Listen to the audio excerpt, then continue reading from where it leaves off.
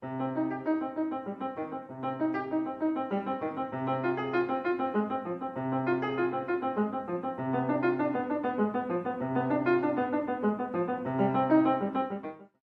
l'âge que j'ai des parents qui ont 80 ans, qui sont nés avec la sécurité sociale et qui partiront entièrement protégés par elle. Et c'est quelque chose de très fort, qui est extrêmement bien ancré dans notre culture populaire.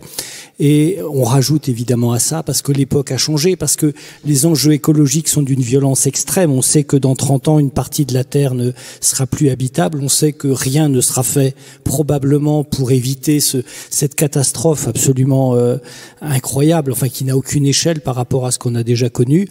Et donc toi, tes amis d'Alternativa, de Changeons de système 2022, vous proposez quelque chose qui enroule énormément d'initiatives qui sont peut-être parfois désordonnées, et j'ai trouvé que ce coin que vous mettiez dans la réalité extrêmement pertinent, est intelligent et d'un seul coup libère des choses, permet effectivement de se dire tiens cet angle-là est extrêmement juste. Alternativa, lutter contre le réchauffement climatique avec des actions, éventuellement aller décrocher des portraits, oui. Et maintenant, qu'est-ce qu'on fait? Et on peut pas continuer selon notre groupe. Là, c'était de dire, on peut pas continuer juste à dire il faudrait que, ou on attend que les gens soient élus pour leur dire c'est pas bien comme vous faites. Qu'est-ce qu'on veut vraiment faire? Voilà. On s'est engagé dans Plus Jamais Ça, donc qui est un regroupement qui à la fin de la première phase de Covid, donc des organisations comme Oxfam, Attac, Greenpeace et j'en passe sont regroupés avec des syndicats comme la CGT ou Solidaire pour dire qu'est-ce qu'on peut avoir comme projet nous en tant qu'organisation citoyenne et syndicale ensemble, à la fois sociale et écologique. Et sur Saint-Étienne, on s'est mis à travailler parce qu'on avait eu une réunion, une conférence qui avait été organisée sur Saint-Étienne sur les 75 ans de la Sécu, où s'étaient retrouvés à la fois des organisations, des associations et des syndicats. Et on voyait évidemment que la question de sécurité sociale était quelque chose qui résonnait dans les esprits de plein de gens. Et sur cette base de la Sécu de 45, où c'est les gens qui gèrent un budget qui organise la réponse à leurs besoins. Voilà. Et donc de là, on a bossé avec Plus Jamais Ça et Alternativa en invitant différentes visioconférences. On pouvait faire des réunions avec Bernard Friot, Thomas Coutreau d'Attaque, Jean-Marie Haribé. Voilà, donc nous, petits groupes, avec aussi des gens qui venaient du national. Et on a travaillé donc sur la question de la sécurité sociale et de l'alimentation, qui était un des exemples d'extension de la Sécu, au-delà de la reconquête de la Sécu sur la santé. Il y avait un gros travail qui a été fourni déjà depuis pas mal de temps. Il y a ici Mathieu Dalmec qui fait partie de ceux qui sont très investis dans ce développement de ce projet, sécurité sociale et alimentation. Et donc là, l'idée, c'était de dire, mais pourquoi s'arrêter là? Comment on peut imaginer quelque chose d'étendu sur l'ensemble des besoins fondamentaux, sur la base de... on prend en main pour répondre à nos besoins. C'est nous qui l'organisons. Quand je dis nous, c'est les citoyens. Donc, il faut voir quelles organisations démocratiques, pour pas être effectivement toujours avec les mêmes, parce que c'est un piège. Donc, il y a des choses avec le tirage au sort, des choses comme ça. Il y a peut-être des choses à inventer, à mélanger, surtout à croiser pour permettre que tout le monde participe. Et l'idée, vraiment, là, avec la sécurité sociale et écologique universelle qu'on a fini par élaborer, c'est de dire il faut qu'on assure un plancher social fort pour tous, toutes et tous, y compris les gens qui sont migrants. Et c'est ensemble qu'on va décider de comment on fait descendre l'impact écologique.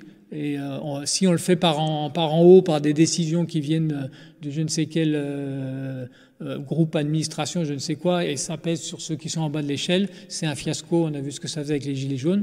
Donc là, l'idée, c'est vraiment de mobiliser ensemble, à tous les niveaux et en partant du bas vers le haut, les gens sur comment on organise l'économie sur une autre base que l'économie de marché et du profit, et comment on répond avec ça à nos besoins essentiels, et comment ensemble on arrive à descendre fortement, parce que c'est pas juste une bricole, l'impact écologique, la destruction des écosystèmes, la biodiversité et la dégradation du climat. Construire ensemble une structure qui permet à chacun de pouvoir participer à l'élaboration de ce dont on a besoin. Dans une situation où ça va être quand même malheureusement, le grand fleuve tranquille, il est derrière. Il va falloir relever des défis qu'on n'aimerait bien pas avoir à relever, faut être honnête. Et il va falloir être ensemble pour les relever. Voilà. Et donc ça va demander à s'organiser. Ça va pas juste demander à être... il va falloir comment on répond à nos besoins en dehors du système dont on doit se passer. Le système qui est en train de nous détruire pour une grande part. Alors évidemment, il y a pas que les capitalistes qui détruisent la maison. Et c'est aussi parce que tout le monde marche dans la combine que ça va mal. Mais n'empêche que on n'a pas tous le même niveau de responsabilité. Puis il y en a qu'on a une sacrée haute. Et il va falloir qu'on se passe de ce système fou qui est en train de nous détruire. Ça va falloir qu'on le construise. Et aujourd'hui, dans l'utopie, dans le rêve, dans le récit qui dit on est capable de, la sécurité sociale fait partie de cette histoire, de cette page d'histoire qu'on a. Et on se réapproprie quelque chose de notre soin essentiel pour tous et toutes. Et chacun met selon ses moyens et chacun récupère en fonction de ses besoins. J'ai l'impression qu'il y a un travail de sable qui est fait pour nous dire on est totalement impuissant par rapport à toutes ces forces économiques, toutes ces forces industrielles et que de toute façon on peut rien faire et qu'il faut rester lucide coûte que coûte. Et à force de nous raconter ça, on est au bord d'un effondrement. Cette fiction est totalement folle, elle est totalement déraisonnable et elle n'a aucun avenir. Mais on continue vraiment de nous dire, et les élections sont flagrantes aujourd'hui, de nous dire qu'il n'y a pas d'autre issue que ce qu'on vous propose. La primaire populaire nous semble engagée vraiment dans cette perspective-là.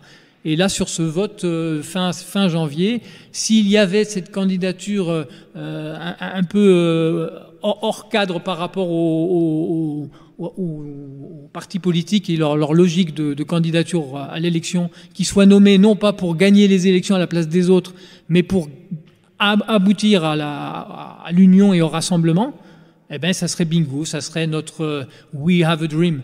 Voilà, c'est notre rêve. Pour l'instant, on a que des signaux qui disent que ça pourrait être possible.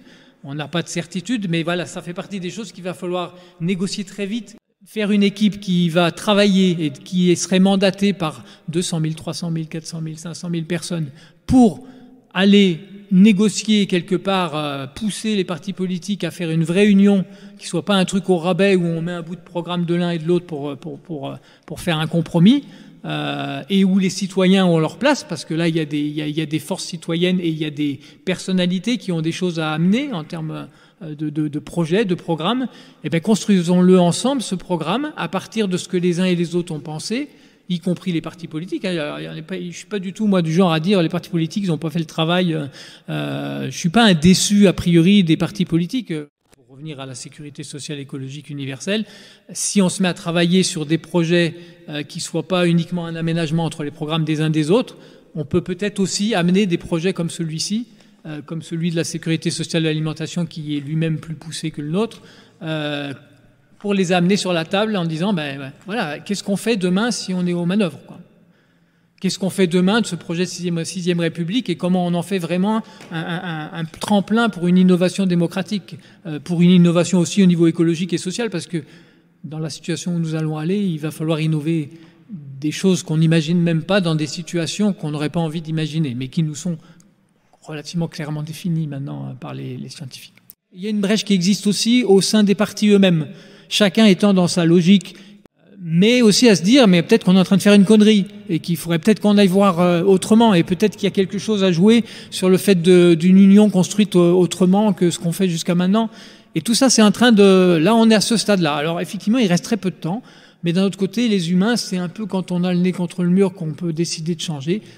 Très honnêtement, le monde va mal et on n'a pas envie de le voir, et que le plus simple, c'est de fermer les yeux et de continuer à vivre notre quotidien. Et là, moi, je le dis pour moi comme pour tout le monde, je pense qu'on est tous un peu pareils, et quel que soit le niveau de conscience et de choix qu'on fait au quotidien, on n'a pas vraiment envie de se coltiner l'ampleur de ce qui nous arrive dessus. Il n'y a que si on le fait ensemble qu'on va être capable de le faire, et si on le fait ensemble, ça peut même carrément devenir passionnant. Parce que répondre aux vrais besoins dans une situation qu'on n'aura jamais connue, mais auquel il va falloir faire face, ça peut mobiliser des énergies, et c'est là-dessus. Alors, mobiliser les énergies des gens, ça, c'est l'utopie vivante. Voilà.